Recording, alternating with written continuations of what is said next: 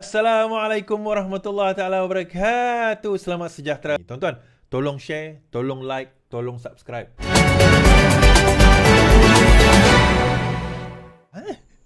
Dan yang menarik hari ini level pemikiran. Saya kata kalau PAS jadi pemerintah, ini level pemikiran pemimpin PAS. MP Langkawi tak mahu pakai apa-apa pun tak apa. Kata ayat seksis MP Langkawi cetus kecoh. Baik, kita dengar kenyataan MP Langkawi. Terima kasih. Sekarang kita pergi lagi, ke kita tambah 2 pantai minit. Langkawi ya. Boleh pakai seluar pendek tak? Okey. Saya nak jemput khusus Masa sudah tamat. kepada tak ingat. Seputih. YB Seputih datang tak mau pakai apa pun tak apa. Cukup. Gelak tuan-tuan YB Seputih, Teresa Kok tak mau pakai apa pun tak apa. Okay. Masa sudah tamat. Okay, right. Now, kenapa soalan Teresa Kok tu satu soalan genuine? Kenapa dia tanya soalan itu? Ini berkenaan dengan litua di Langkawi. Tempoh hari tidak melalui Langkawi. So dia tanya, MP Langkawi ni tanya pada Hanayo. Hanayo kata ini bukan bidang saya, itu Menteri Pelancongan. Menteri Pelancongan Tiong, Datuk Tiong. So Datuk Tiong kata kami menerima aduan daripada kalangan-kalangan pelancong, cara kami berpakaian ni tidak digemari oleh kerajaan negeri. Tidak digemari, dia kata. Ada mungkin tak tahulah apa yang berlaku, mungkin macam kat Terengganu kot. Kita tak tahu. Tapi sekarang Terengganu dah boleh pakai bikini ya tuan-tuan. So tak ada isu lah. So poinnya adalah tak boleh. Jadi disebabkan aduan-aduan itu, maka kerajaan telah mengambil, terutama mengenai pelancongan, mengambil keputusan tidak melalukan apa orang kata litua di Langkawi itu ke Langkawi. Alright. Now Teresa Kok bertanya berkenaan dengan pemakaian seluar pendek oleh pelancong di Langkawi. Minta tolong ahli parlimen jelaskan. Dia kata apa? Dia kata kalau Teresa Seputih nak datang tak berpakaian pun tak apa. Saya kata itu satu misleading. Apa kebangang ahli parlimen macam ni? Tidak berpakaian, datang tanpa di public adalah satu kesalahan jenayah. Berseluar pendek di public bukan satu kesalahan jenayah. Jadi itu saya kata nampak level pemikiran tuan-tuan. Indecent exposure dipanggil. Di mana kita dalam keadaan normal, berbogel contohnya, tidak berpakaian. Di public, kita tayangkan, itu adalah satu kesalahan jenayah. It's a crime. Dipanggil indecent exposure. Itu dipanggil. Perkara itu satu kesalahan jenayah. Di bawah penal code. Di bawah akta keseksaan.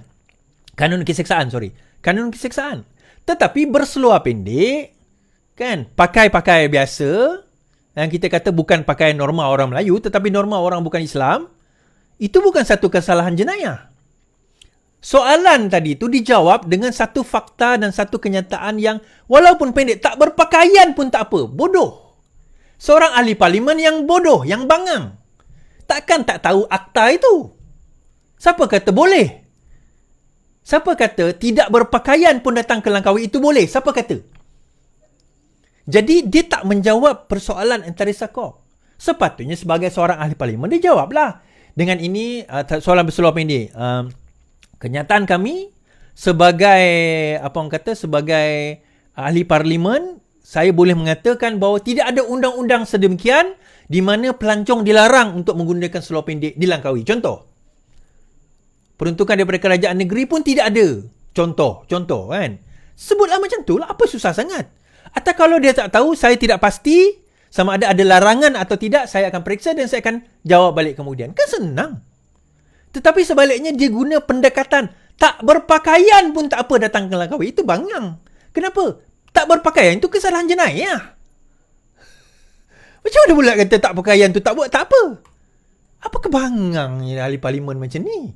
Takkan tak tahu benda tu. Kemudian dia kata apa? Dia kata macam ni. Dia jawab. Ini saya kata pas. Dia kata MP Langkawi, jawapan soalan Kok tu nada berseluruh dari kawan kepada kawan.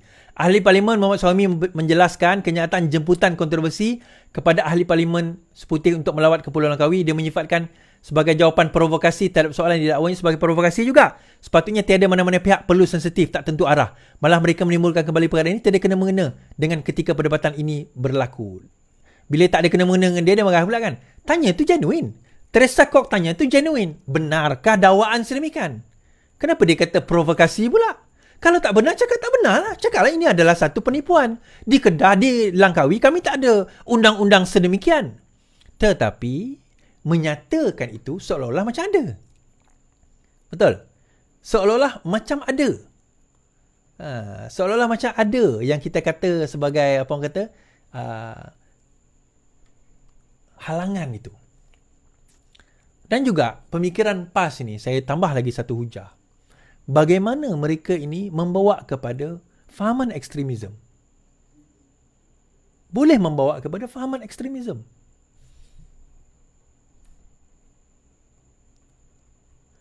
Isu murid pegang senjata mainan, KPM arah siasat menyeluruh. Kementerian Pendidikan telah mengarahkan siasatan menyeluruh berhubung penampilan senjata mainan dalam satu program dipercayai berkaitan solidariti bersama Palestin di sebuah sekolah yang tular di media sosial baru-baru ini. Menteri Pendidikan berkata KPM akan mengambil tindakan selanjutnya berhubung isu berkenaan sebaik saja pihaknya menerima laporan. Beliau berkata program Minggu Solidariti Palestin di sekolah ada digalakkan untuk pemahaman nilai positif dan apa saja. Namun, pihaknya tidak kompromi dengan unsur radikal ekstrim atau keganasan. Mesti ada laporan sebelum kita ambil apa tindakan dan ia juga mesti memenuhi garis panduan yang ditetapkan. Pertama sekali kita kata, sama ada setuju tak setuju program solidariti itu tak apalah. Itu perdebatan di kalangan korang. Itu tak ada masalah. Okay? Setuju tak setuju tak apa.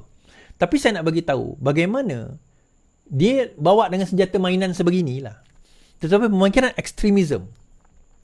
Ini adalah taghut. Ini adalah satu jahiliah yang kita kena tumbangkan. Dia mula-mula dengan Palestin lah lawan dengan Israel. Tapi hujung nanti dia boleh membawa kepada nak lawan kepada orang Islam itu sendiri. Mula-mula kata nak lawan orang kafir, dia kata musuh. Tapi ujungnya benda tu nanti dia akan justify. Akhirnya tak salah nak bunuh orang Islam sendiri. Antara yang pernah kena cerita ni tuan-tuan, diceritakan sendiri oleh siapa? Mustafa Mansur, Pak Mus. Sewaktu beliau pergi ke Syria dengan bantuan kemanusiaan ke Syria, dia ditangkap. Diletakkan penutup di kepala. Dan senjata diacukan kat kepala dia. Hampir nak kena tembak dah tuan-tuan. Dia cerita. Tuan-tuan dengar sendiri cerita daripada dia nanti. Tanya Pak Mus. Dan dia ceritakan 2 kali dalam live saya sendiri. Dan yang mengacukan senapang kat kepala dia tu bukan orang kafir. Yang mengacukan kepala dekat senapang kat kepala tu orang Islam. Tetapi orang Islam yang melampau, yang gurur, yang sebenarnya dia sendiri bukan mungkin. Saya sure 100% tak faham apa itu agama. Dan dia pun belajar daripada penunggang-penunggang agama. Dia bermula dengan benda yang kecil-kecil sebegini. So, ekstremisme itu sendiri yang akan menghancurkan. Bukan setakat orang bukan Islam. Orang Islam mungkin kena. Dan kita ni, termasuk saya ni, lepas ni halal darah lah. Perkataan halal darah tu, benda yang sebenarnya bukan Islam. Mana-mana ekstremis agama sama je. Cuma, agama dia berlainan, tetapi ekstremis dia ada yang membawa pahaman-pahaman sedemikian. Kan? Dan inikah Islam? Inikah negara yang kita nak cita-citakan yang akan dibawa oleh PAS nanti? Tuan-tuan rasa tuan-tuan mampu ke nak berhadapan ataupun bernegara kan sebuah pahaman ekstremis sebegini? Saya tanya tuan-tuan lah. Asking your conscious lah kita kata. Sanggup ke? Kalau saya tak sanggup tuan-tuan. Saya risau. Jangan kata orang bukan Islam. Orang Islam sendiri saya risau. Apa akan jadi kepada mereka? Okay lah, habis kat situ.